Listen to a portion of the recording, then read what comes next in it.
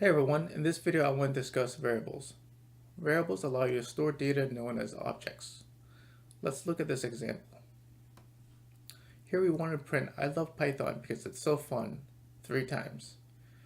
You can do it like this, but this is not the most efficient way to do so.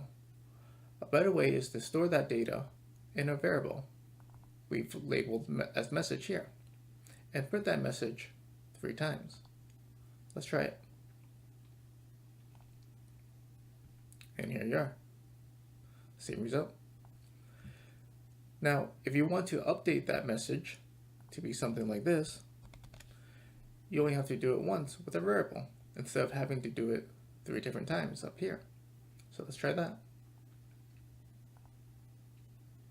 And there you go.